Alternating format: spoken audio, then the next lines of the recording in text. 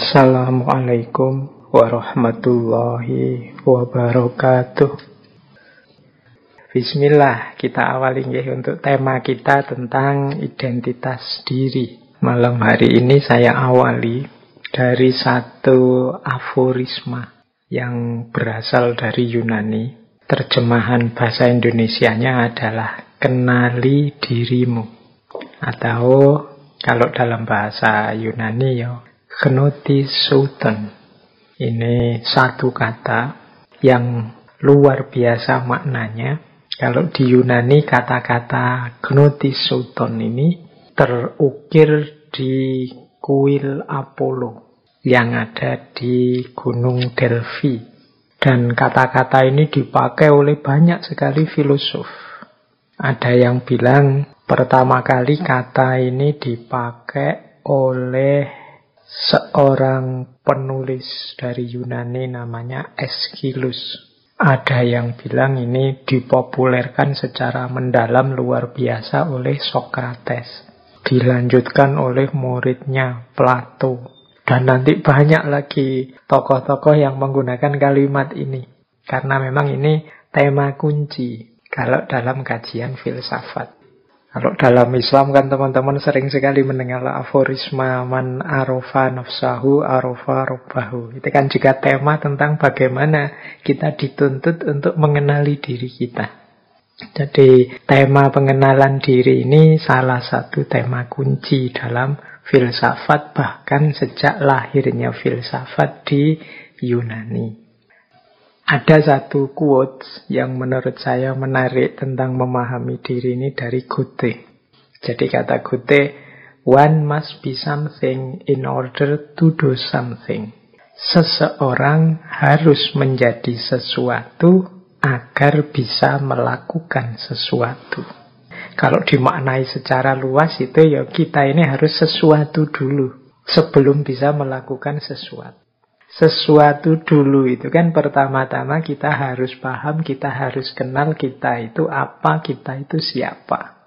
Kita juga harus kenal kesesuatuan kita. Kalau manusia mungkin bukan sesuatu, kesiapaan kita. Tujuannya apa kalau kalimatnya Goethe tadi? Agar kita bisa to do something, bisa melakukan sesuatu. Kita harus kenal diri kita, siapa kita, apa kita. Sehingga kita tahu apa yang harus kita lakukan. Sehingga kita tahu bagaimana kita harus bertindak, berpikir, berperilaku. Inilah sebenarnya quotes ini menegaskan pentingnya kita tahu diri kita, pentingnya kita paham identitas kita. Maka one must be something in order to do something. Orang harus kenal dirinya, baru dia jelas apa yang harus dia lakukan. Hari ini banyak orang yang kesulitan mengidentifikasi dirinya, memahami posisi dan porsi hidupnya.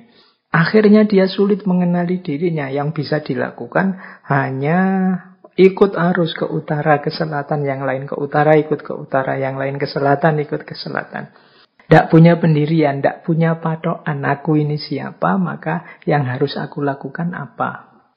Sehingga kadang-kadang makomnya masih murid, tapi gayanya kayak guru. Makomnya masih awam, tapi gayanya kayak orang alim. Ya, dan lain sebagainya. Ini menurut saya pentingnya orang sadar dan paham dirinya. Dengan kita kenali diri kita, kita pahami identitas kita, di sanalah jelas bagi kita selanjutnya apa yang harus kita lakukan dan apa yang jangan kita lakukan. Mana yang wajib jadi tanggung jawab kita dan mana yang tidak seharusnya saya lakukan. Inilah pentingnya orang mengenali dirinya, paham status dan identitasnya. Sekarang kita awali dari definisinya. Identitas itu adalah satu konsepsi diri, hasil refleksi kita, atau satu citra diri yang kita simpulkan dengan dasar tertentu. Misalnya dengan dasar keluarga, dengan dasar gender, dengan dasar budaya, dengan dasar etnis, dan lain sebagainya. Ini identitas. Maksudnya definisi ini, identitas itu citra diri kita, konsep kita tentang diri kita. Yang itu kita ambil biasanya itu dari berbagai sumber. Kalau berdasarkan definisi ini, berarti nanti diri kita ini punya citra sendiri sesuai kesimpulan kita, konsep yang kita buat untuk diri kita. Ada lagi definisi kedua tentang identitas. Kalau ini lebih dalam, identitas itu didefinisikan sebagai distinct personality of an individual regarded as a persisting entity. Jadi kepribadian itu satu personalitas. Identitas itu satu kepribadian yang khusus dari seseorang yang dianggap sebagai sesuatu yang menetap. Kalau tadi yang di definisi pertama, identitas itu kan sesuatu hasil relasi kita dengan yang di luar diri. Kalau di definisi yang kedua itu, identitas itu sesuatu yang menetap, kepribadian yang menetap dalam diri kita. Misalnya ya, kita sering mengidentifikasi diri kita seperti ini. Saya itu orangnya pemarah loh. Nggak tahu kok begini ya saya itu. Ini ciri definisi identitas yang kedua ini. Jadi seolah-olah ada kualitas yang menetap dalam diriku. Ini juga jenis identitas. Jadi selain definisi pertama tadi yang kita mengafiliasikan diri dengan macam-macam variabel di sekeliling kita, ada juga definisi kedua. Kalau ini identitas itu ya sebagaimana karakter yang menetap dalam diri kita. Itulah aku. Inilah aku. Nah, ini biasanya definisi identitas yang kedua. Terimalah aku apa adanya. Itu biasanya orang merujuknya dengan gaya identitas yang kedua. Ada lagi definisi ketiga. Identitas itu a sense of individual autonomy. Jadi rasa diri yang otonom. Di definisi yang ketiga ini, identitas itu lebih pada bagaimana aku mendefinisikan diriku. Jadi bukan tidak lagi tergantung pada hal-hal di luar diriku atau pasrah saja ada kualitas yang permanen dalam diriku. Tapi identitas itu dalam definisi yang ketiga ya bagaimana aku mempersepsi dan ingin membentuk diriku. Jadi identitas itu ada kalanya hal-hal yang ditambahkan dalam diri kita karena relasi kita dengan yang di luar diri. Ada kalanya identitas itu dianggap ya karakter, dianggap sebagai ciri yang khas unik dari diri kita. Ada yang menganggap ya identitas itu adalah cermin dari kebebasan kita untuk membentuk diri kita seperti yang kita inginkan.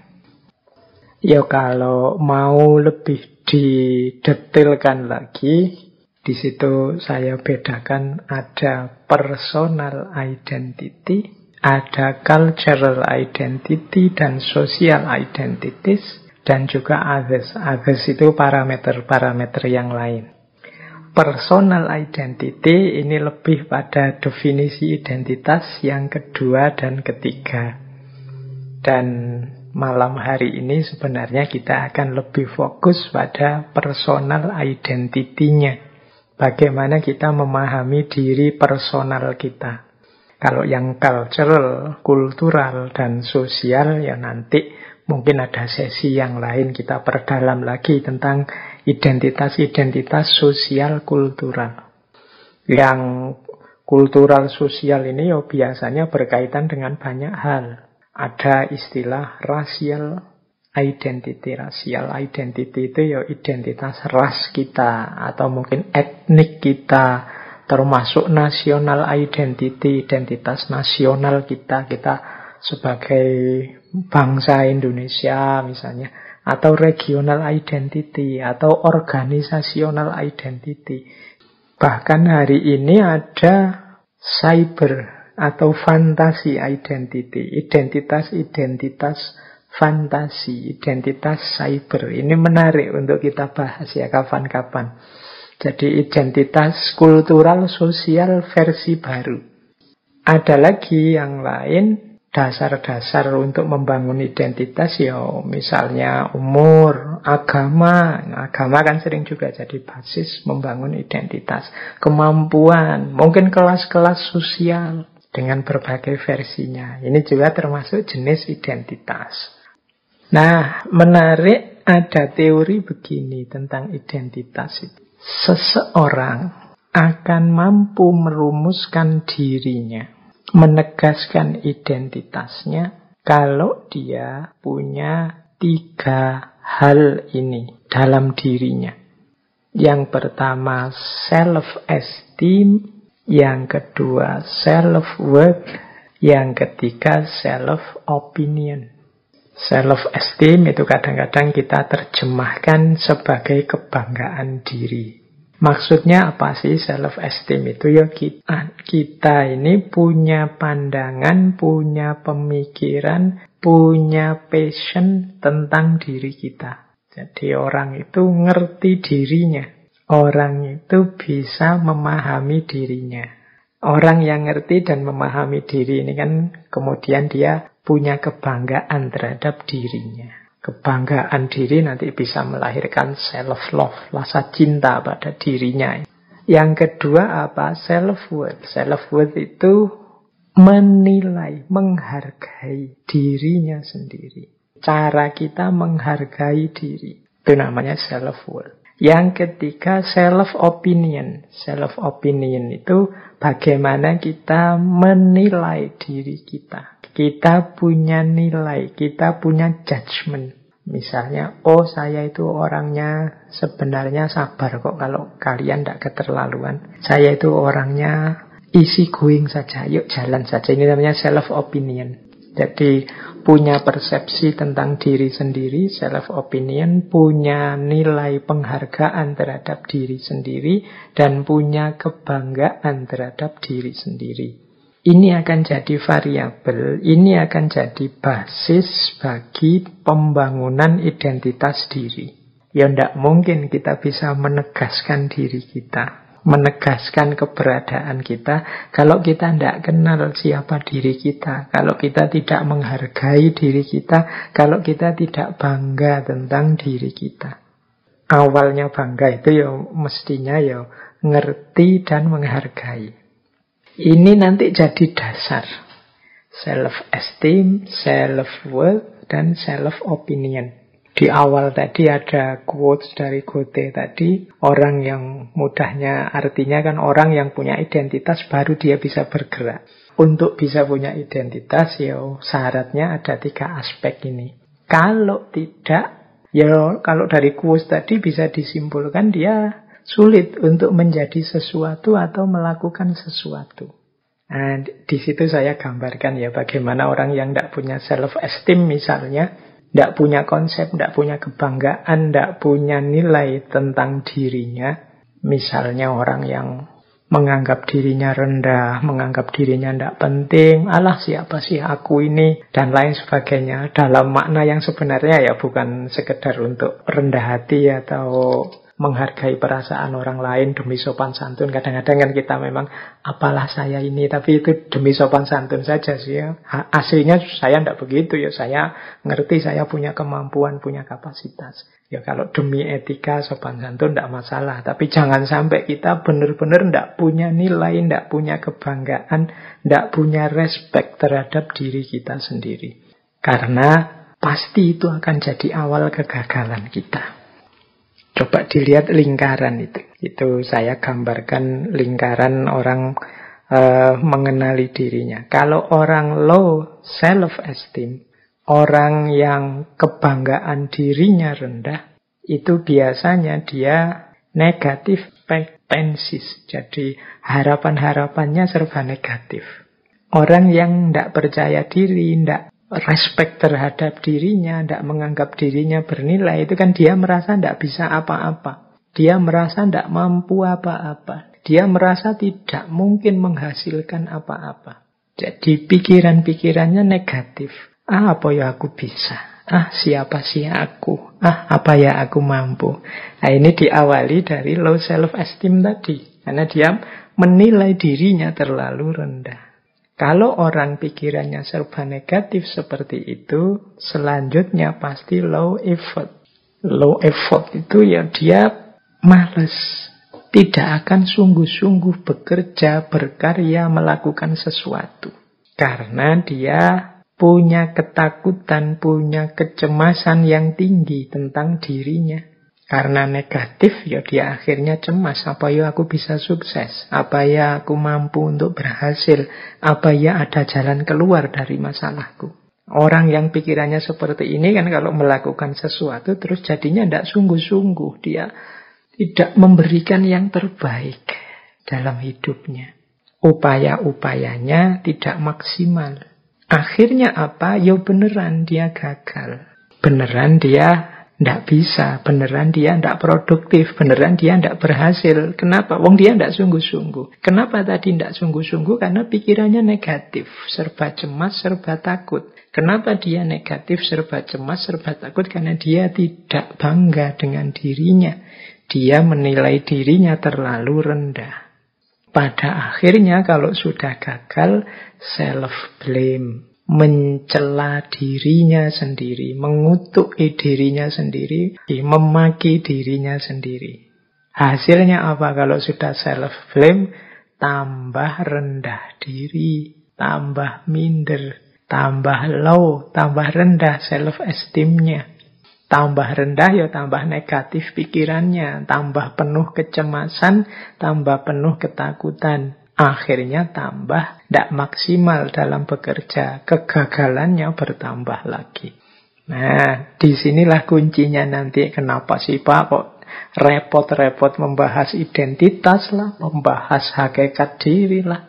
Yang penting hidup ini kan dijalani saja. Loh, untuk bisa menjalani saja hidup itu kan kita juga harus tahu siapa diri kita. Kita ada di posisi yang mana, kebisaan kita apa, ketidakbisaan kita apa. Kan kita juga harus ngerti itu.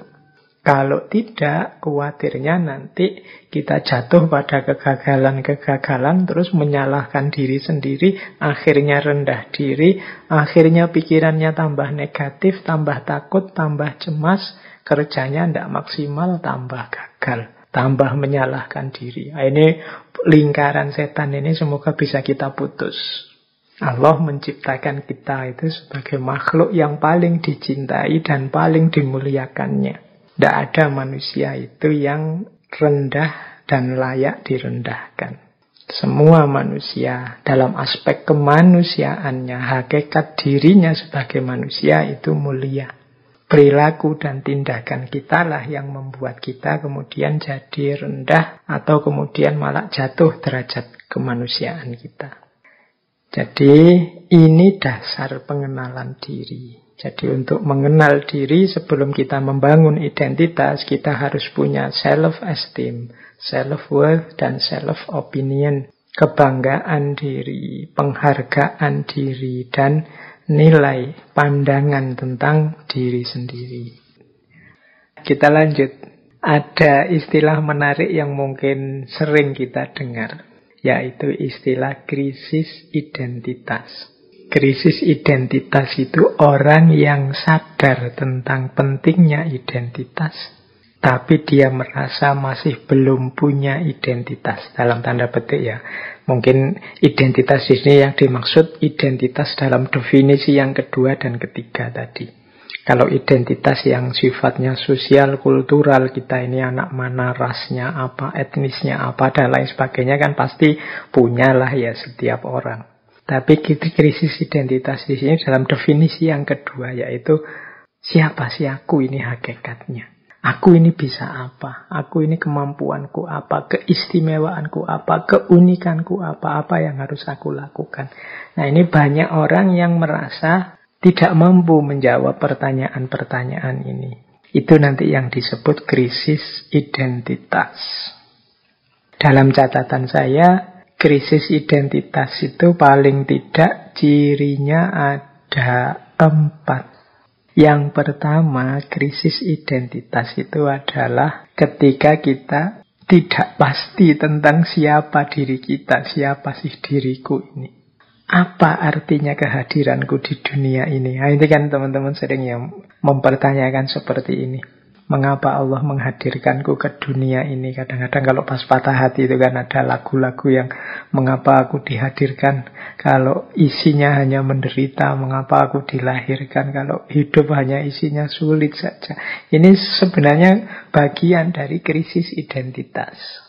Ketika orang mengalami kekecewaan, ketika orang mengalami kegagalan, atau ketika orang gagal memahami dirinya, gagal berefleksi tentang nilai penting dirinya.